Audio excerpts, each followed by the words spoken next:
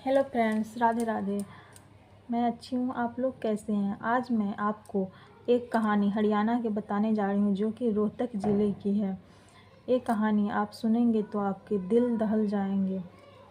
एक औरत और उसके एक बच्चे, 4 साल के बच्चे, और उसका पति का नाम आकाश रहता है, जो कि रोहतक का रहता है, और लड़की भी वहीं की रहती है। दोनों का शादी होता है और वो लड़की बहुत अमीर घराने की रहती है। तो उसके शादी के 10 साल बाद जो औरत रहती है, उसके शादी के बाद आकाश का मृत्यु हो जाता है। कुछ बीमारी हो जाती है तो आकाश का मृत्यु हो जाता है। आकाश के मृत्यु होने के बाद उसके घर वालों ने उसकी पत्नी को और उसके बच्चे को, दोनों को घर से बाहर निकाल लेते हैं।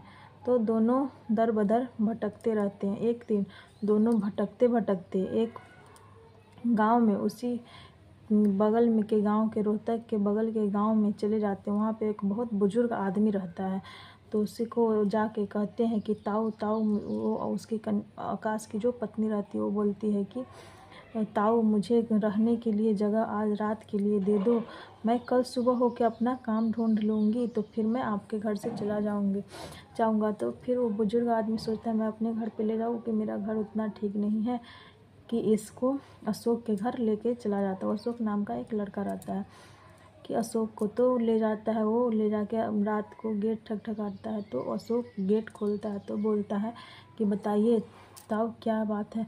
तो बोलता है कि एक महिला है, उसके साथ 4 साल के बच्चे हैं और वो भटक रही है दर-बदर, कि बोल रही है कि रुकने के लिए। मैं तो अपने घर ही लेके चला जाता, पर मेरे घर उतने ठीक नहीं, इसलिए मैं तुम्हारे पास लेके आया हूँ कि मुझे तुम पर विश्वास है कि तुम कुछ गलत नहीं करोगे।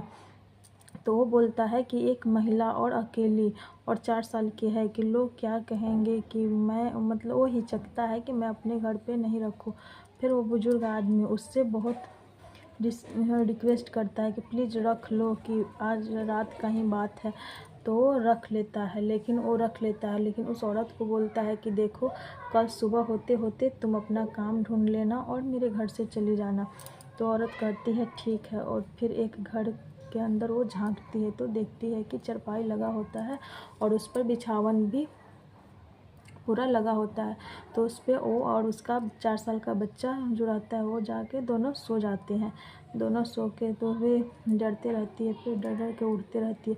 फिर सुबह जैसे ही होता है वैसे ही अशोक को थोड़ा दया आता है उसके बच्चे पर। तो फिर अशोक चाय बनाता है और उसको और उसकी माँ को, बच्चा को और उसकी माँ को, दोनों को चाय देता है। वो दोनों चाय पी लेते हैं तो दोनों को थोड़ा अच्छा लगता है। फिर उस दिन रह जाती है, उसके अगला हो गया। फिर अशोक सो जाते। फिर ये देखती है औरत के घर में उसके बहुत ही गंदे लगे हुए रहते हैं। जब अशोक सो जाता है तब ये औरत पूरा उसका घर बहुत ज़्यादा लंबा चौड़ा रहता है, तो उसमें पूरा घर को साफ़ सफाई, किचन विचन सबको साफ़ करके और सुबह में अशोक के लिए चाय बना कर ले जाती है। तो अशोक देखता है तो उसका घर का पूरा रंग ही बदला हुआ रहता है। तो अशोक को अपनी पत्नी का याद आने लगता है कि मेरी भी पत्नी ऐसे ही घर को साफ़ सफाई करके रखती थी, कि आज वो रहती तो कितना अच्छा होता। और उसकी पत्नी का भी मृत्यु हो गया रहता है। अशोक के मन में अब होता है कि एसी को रख लेते हैं, अपना काम भी करेगी और मेरे घर का भी पूरा साफ़ सफाई कर देगी। कहीं और काम करने से अच्छा है कि मैं ही पगार दूंगा और मेरे घर का पूरा काम काज भी कर देगी। तो अशोक बोलता है कि देखो, तुम कहीं और जाओगे काम करने, उससे अच्छा है कि तुम मेरे घर का पूरा काम काज करना और मेरा खाना भी बना देना और मेरे घर में ही रहना, कि मैं तुम्हें उसका पैसा दे दूँगा। इसके और अब आकाश की पत्नी को भी होने लगता है कि हाँ, अच्छा है कि मैं इसी के घर में रह जाऊंगी, कि मुझे भी रहने का सहारा नहीं है, और इसी के साथ मैं अपने घर में अपने बच्चे को लेकर रह भी जाऊंगी। तो दोनों रहने लगती है। कुछ दिन ऐसे ही रहते रहते 5-6 साल बीत जाते हैं। वैसे ही बीतते बीतते तो इसके बाद इसके मन में अशोक के होता है कि इसी से मैं ना हो सके तो मैं इसी से शादी कर लेता हूँ। लोग अफवाहें फैलाने लगते हैं कि ये है वो है। उसके बाद क्या करता है अशोक, और वो दोनों शादी करके अपना घर बसा लेते हैं और उसका एक बच्चा भी रहता है। और दोनों साथ में ही रहने लगते हैं।